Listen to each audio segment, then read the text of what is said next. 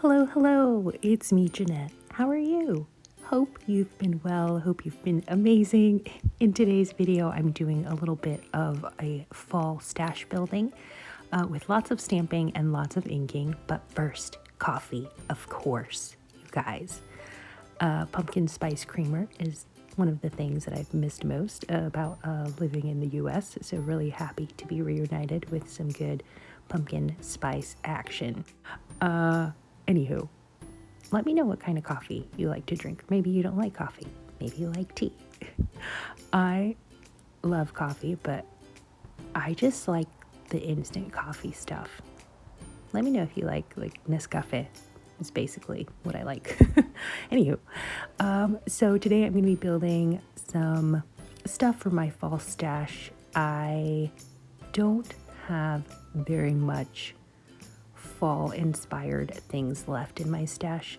I racked a lot of them. For those of you that don't know what a rack is, it's RAK, Random Act of Kindness. So I racked a lot of those before I moved. And I used up all the rest, as you can see here in my fall traveler's notebook. Anything that is fall themed, I use in this bad boy. And I do have, as I was looking through this, I just remembered that I have a digital version of that paper collection, which I think is from Echo Park, but I got it on AC Digitals, and I'm going to be printing some of that soon so that I can use that in the next few months before Christmas. Now I'm starting off my fall stash building with a little bit of inkiness, so I'm grabbing these distress inks in colors that I think are kind of have that autumnal vibe. So I've got a fired brick, mustard seed. I have pumice stone, tea dye. I don't know. I hold up the inks pretty close to the camera if you want to pause the video and check out the colors. But I do love distress inks, and I'm going to be laying down some color so that I can have a nice background for my stamps, something that again gives off those autumnal vibes. And as you can see, I'm using the backside of a pattern piece of paper, which I flashed a little bit earlier. So it's a green, kind of like a sage green chevron print. And the reason I'm just discarding that is because it hurts my eyes. If I look at it too long, my eyes start to vibrate, and it basically, rocks my retinas, but in a bad way. And so I thought, okay, I'll just use that. So I don't know if anybody else suffers from this condition where certain patterns just literally hurt your eyes. Like, I can't look at it if stripes are too close together. I can't do it. Anywho, so I'm starting off with, I think this is spiced marmalade, and I'm just putting some color down and blending this color into the paper with little circular strokes. And I have my little foam dabber there. My one foam dabber, foam applicator, I don't know what they're called, blending tool thingy. Really one is all you need. It'd be nice to have two, but I get by with one pretty well. And I'm just putting color here and there, and I'm going to blend all these colors together to kind of give, again, that autumnal vibe. Now, as you're taking all your different colors and blending them in, you might notice that you get some excess color in some areas, or maybe you get a shadow of the dabber or applicator that you're using. When I switch over to fired brick, you might be able to see that you can see the perfect circular shape of the foam dabber applicator in some sections, but I just blended it out pretty well, and blended it out just very easily. Sometimes it depends on the kind of paper that you're using too. You might want to do some test swatches just to make sure that your color blends well on your paper, because not all paper is equal. It's not. Some are meant for different purposes. Some have more texture. Some are better for blending inks. Some are not. And this one I got lucky. It's not terrible. It's pretty good. So then after I just get done with all of these colors, adding some here and there, I'm going to start stamping with some stamps in my stash that I thought were kind of just paired well with this kind of vibe that I'm going for. The stamps I'm using were sent to me by an online pal. I want to say I think it was Jennifer Lawrence or maybe Nancy Ratliff. I can't remember. I'm so sorry, but I'm just so thankful. I got these a little bit before we moved, and I didn't even have time to use them in the UK, but really happy that I finally get to use these puppies. They are so cute. I love tickets. I love ticket dies. I love ticket stamps. I love ticket stencils. Thank you, Maria Husk, for those vintage circus ticket stencils. I really love those. Anywho, back to stamping. I'm using my archival ink in jet black to stamp these beautiful ticket stamps. As you can see, I'm going right along the edge of the paper. This is for two reasons. One, it'll be easier to cut these as I don't really have to worry about that edge on the right. So when I fussy cut them, it's going to be a whole lot easier. And also it helps me to get those tickets as close in a line as possible so that they're kind of in a strip in a straight line. And also I try to be mindful of like conserving paper, and I could have stamped that ticket stamp kind of like in the middle of that color background and that would have been fine, but then I would have wasted all that other paper, like the rest of the paper space, and I just want to be better about conserving paper and what I use. Sorry, the doggies, my in-laws' dogs are barking in the background. I do apologize for that. Anywho, moving on, I'm grabbing a different stamp set. This is from a back issue of Creative Stamping magazine. So I want to say this is about 2 to 3 years old. I want to say 3 years ago. I'll try to find it for you online, maybe on eBay. I'll link that in the video description if I do find it, but I highly doubt it. It's just such an old issue. But I'm grabbing one of these sentiment stamps that's included, and I'm just going to stamp now along the other edge.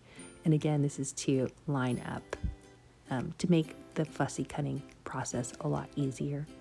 But I really love how that colorful background comes through the stamp. It makes it very festive, and it's giving me all those fall vibes. Also, to clean my stamps, and something that I found is amazing to clean your stamps and also more environmentally friendly than using baby wipes, is a microfiber cloth. And you can probably find these at the dollar store or the pound shop. They're just like those cleaning cloths that they kind of feel staticky like all the time. It's those kinds. I find that they clean my stamps really well. And again, it's better than using all those wipies that I used to use. I'm going to switch over. I'm going to switch inks actually, and I'm going to grab these leafy stamps so that I can have some fall leaves to work with, because what is fall without fall leaves? And I'm going to be using some Color Box pigment inks. Now, I love these inks so much. They're so juicy. They're so pigmented. They dry really quickly. There's a great range of colors that I have, but I do not enjoy the packaging. The packaging, it's just very difficult to keep them closed. They do snap in place, but I don't know, I just tape them shut to just secure them a little bit better, and I find that they always just like pop open. If they fall over, they just kind of pop open. So I do believe that the people that make this Color Box, which I will link it below, I think they have a different type of packaging.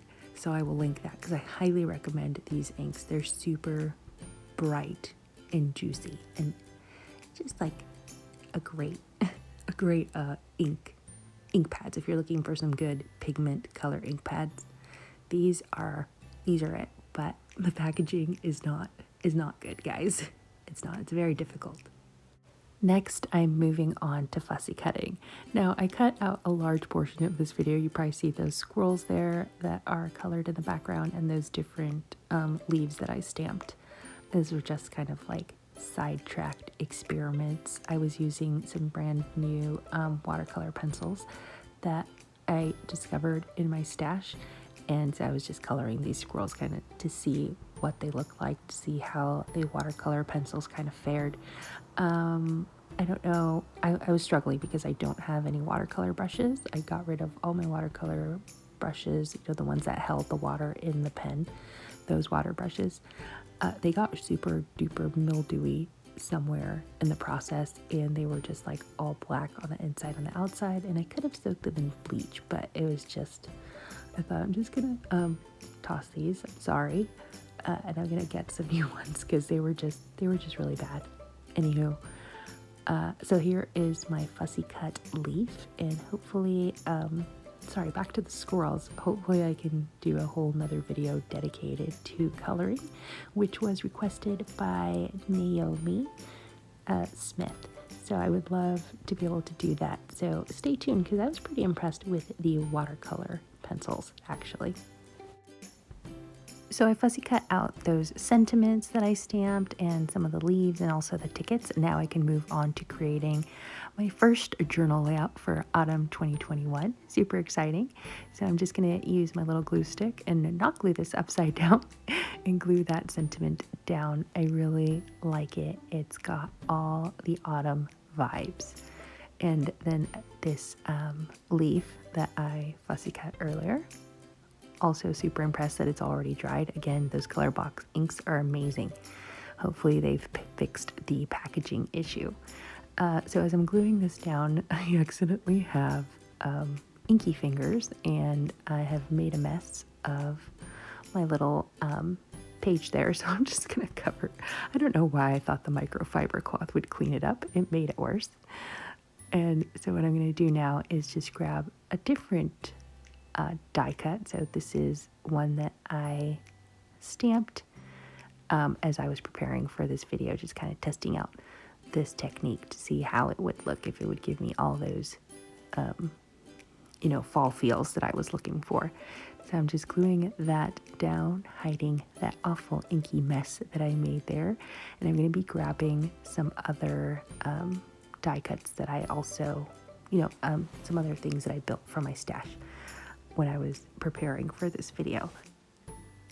Next, I'm grabbing that little strip of tickets, and I grabbed a single hole punch, and I'm going to be punching just that little center bit out to make it look a little bit more realistic.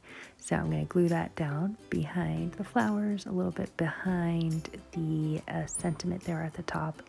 And what this is going to do is going to give me like a nice little divider, kind of like a boxy shape, so that I can reserve like a little space for journaling, like actual journaling with my hands and a pen. And then I'll be able to write autumn 2021 on the right with my brush pen. Is that what it's called? A brush pen? Gosh, it's been so long. So next, just gluing all that down, making sure it's secure. And now you can see on the bottom left that I have that little itty bitty square so that I can do a little bit of journaling. And now I'm going to grab my brush pen, which I will have linked for you below. I don't love this pen. I don't love it. It's okay. It's not great. I'm going to link the one that I love that works really well for brush calligraphy. And then I'll link this one, which is like, it just doesn't work with my hands very well. Anywho, I'm going to be writing out my sentiment. I want to write autumn 21, but I'm going to grab a pencil first because I just struggle so much with spacing. I always feel like when I write something, it's not quite centered, or it doesn't stretch all the way across, and it just looks really ridiculous.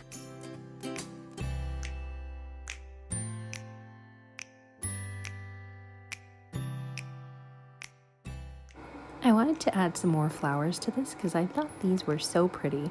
And what I love to do is whenever you have anything that's symmetrical in shape, especially flowers, especially floral stamps or die cuts or ephemera, is to cut them in half and just arrange them elsewhere on the page using that edge to make it seem like you know, it's popping out from behind a sentiment or behind another die cut. And this is so helpful. It just kind of stretches your stash a little bit as well. Instead of using two whole flower stamps, you can use these. You can do this option where you just cut it in half and kind of tuck it behind something, or put it along an edge so that it has that little extra fancy factor. Now, I'm all about no scraps left behind, and so I found that the confetti, the fallout from punching those tickets, left just some. I could use those for like little accents on my page, and I could pull in some of that nice green color on the back side of that, on that pattern paper that I used for all of my inking. So I'm just going to glue a few of those here and there, and also hole punch a little bit more from this itty bitty scrap paper that I thought I was going to just toss, but I'm happy to be able to use it all. I feel so responsible and just like a responsible citizen of the world when I use up all those scraps, and then I'm able to use up every last bit of paper. It's just happy. Makes my makes my insides nice, warm, and fuzzy. Now, the last thing that I wanted to do was make this even more fall-ish, more fall-y. And so what I'm doing is I'm inking the edges of my paper with some spice marmalade. And that's just going to go all around the edge, kind of maybe a little bit over my sentiment, make it a little bit more messy, a little bit more, I don't know, I thought it looked too like crisp and clear with those plain white edges, but now I feel it's more of a grungy kind of vintagey fall vibe, which I'm very happy with. Well, that's it from me, friends. Thank you so much for watching. Really appreciate it. Say hello in the comments. I love to hear from you, and don't forget to subscribe if you haven't already. Have a great rest of the week. Take good care. Bye.